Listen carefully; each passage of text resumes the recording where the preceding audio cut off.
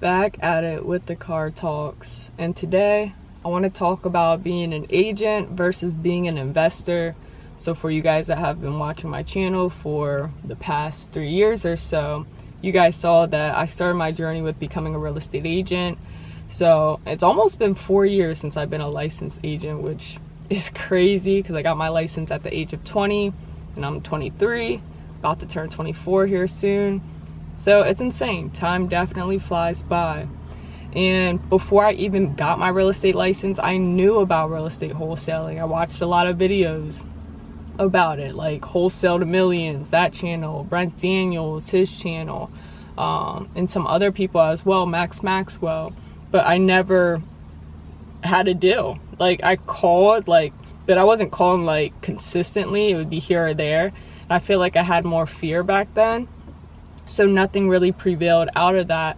And then I ended up getting my real estate license. And now, 2 years later after that, then I started a real estate investing company. Stefanie buys houses. And now, here we are. Me and Skylar have 13 doors.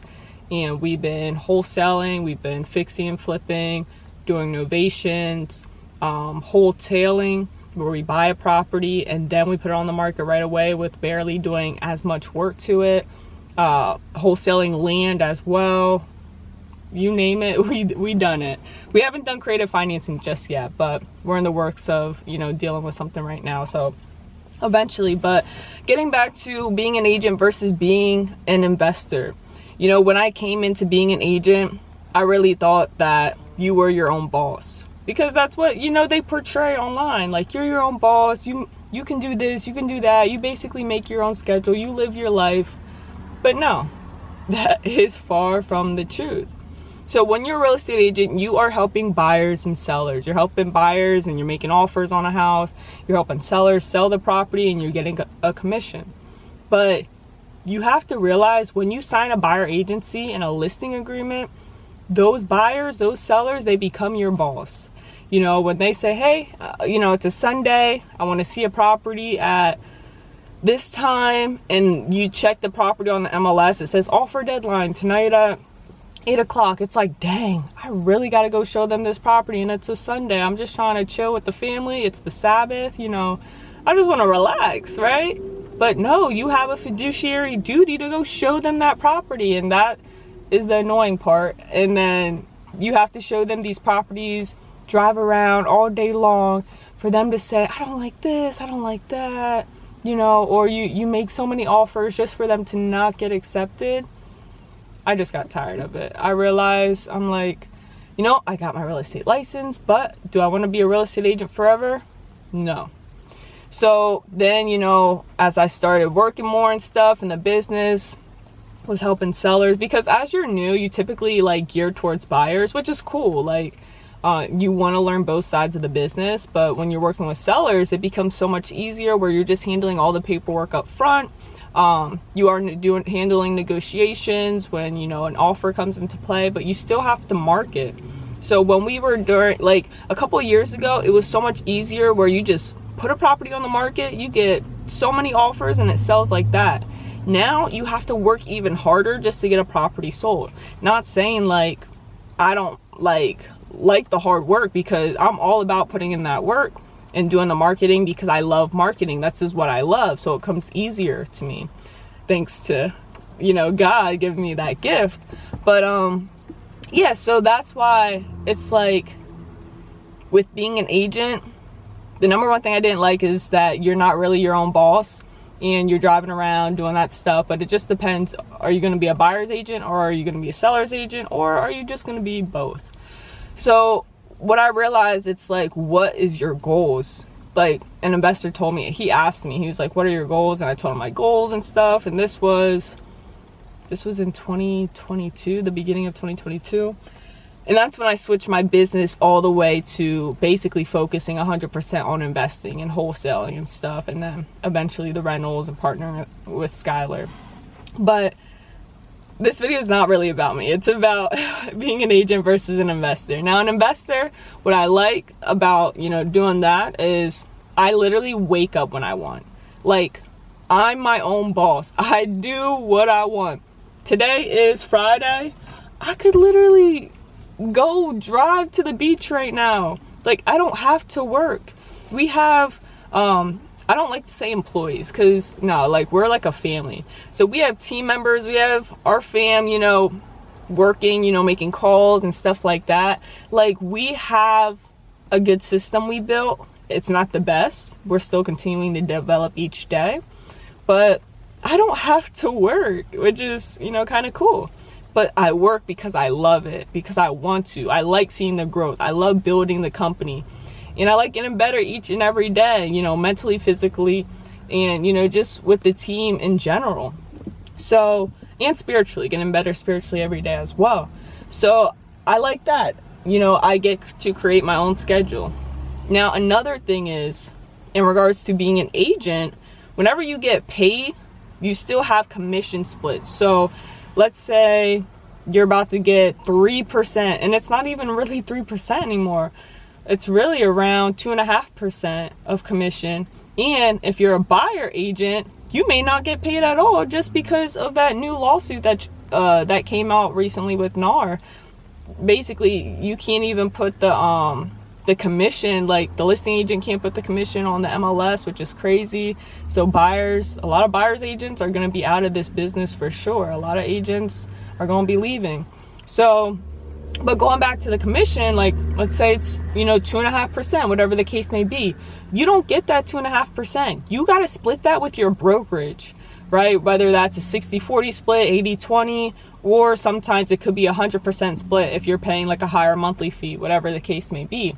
But you still have all them brokers fees. You have the monthly fee. You got the MLS fee. You got, all these fees just add up like crazy. And they just come out the account, you know? So there's a lot of fees that go with being an agent. Plus, you also have to do your 2 years of licensing. Like, every 2 years, you have to renew your license. So, like, right now, I'm at that point of my next 2 years of where, like, this year is the year I have to renew my license. And then I'll be good for another 2 years. And I still haven't done it yet. And I think the deadline's, like, May. So I'll have to work on that. But, yeah, but it's just, like, stuff like that. Like, do I want to do that? No. You know, but do I have to do it just to keep my license? Yes. But in regards to being an investor and making money that route, it's like you literally structure everything. It's your business, right? Like, I just love the aspect of, like, all right, we take 30% off for taxes, which, mind you still have to take 30% off your commission because you're self-employed. But on our side, you're going to make more money. Whereas, all right, let's say this. Let's say your commission, you make $10,000 on a commission of listing a deal as an agent. And, you know, that is what you get. That's your gross. And then you got to split that with your brokerage. So really you're at 8,000. Then you got to take 30% off of that. So you're even lower. Now, let's say if you go over here with your investment company, and then you make $10,000 wholesale fee or whatever deal you do. You just literally, you get the gross, and then you take the taxes off, your 30% in taxes, and then there you go. That's gonna be more than, let me just add it up just to check. So 10,000 back to the agent side. I said 80% if they were at an 80-20 split, so they're at 8,000 times 0.70 because you're taking 30% off for taxes, so you're at $5,600. Now, mind you, I'm a Christian, so I tithe too, so I make sure, you know, I'm giving money to the Lord, and I tithe before taxes. Before I didn't, but, you know, talking to people and stuff like that, it's like, no, this is not my money, this is God's money. So I would tithe basically before, I would tithe that 8%. I mean, not the 8%, I would tithe, I would do 8,000 of that 80% that I got times 10%. That's $800. So the $5,600 that was, you know, we get after taxes minus $800. That's $4,800 is what I would make from a $10,000 deal on the agent side. All right, let's see what we would do on the investment side of things. So $10,000 times 0.70, which I'm setting aside the 30% for taxes. So we're at $7,000, right? Now, from that 10 grand I made, I got to do the tithe off of that. So, if I do $10,000 times 0.10%, that's $1,000. So $7,000 minus 1,000, $6,000. So you can see the difference of what I would make as an agent versus making as a wholesale company. And now Skylar and I, we put majority of our money back into the business because we want our business to scale and grow and stuff like that. So that's just us. You know, some people just want to take that, you know, move on to the next deal. But we put a lot back into the business for it to grow. But you can just see the difference between the two. I'm not telling you, go ahead and be an investor and stuff. Like, it's the best way to go.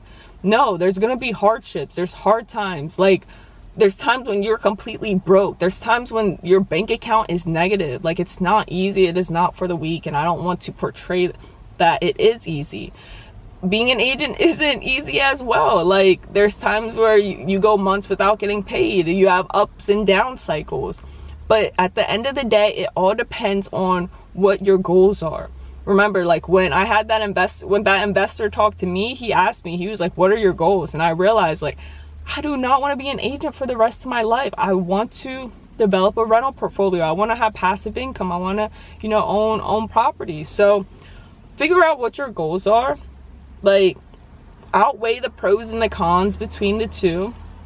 Are you like even prepared? Can you be your own boss? Can you create a set schedule where you wake up on time? Can you manage employees? Can you build a team? Can you create systems? It's like, people see on social media just a little bit, and it looks like it's all easy, it's nice, it's fun.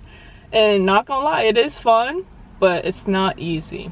It's a lot of work. I'm not gonna lie, it's a lot of work. But if you're dedicated, if you put your mind to it, for both sides, you know, then great things are gonna happen. Put the work in and the results will come. So I hope you guys enjoyed this video. If you did, give it a thumbs up. Go subscribe if you're not subscribed, and I'll catch you guys in the next one.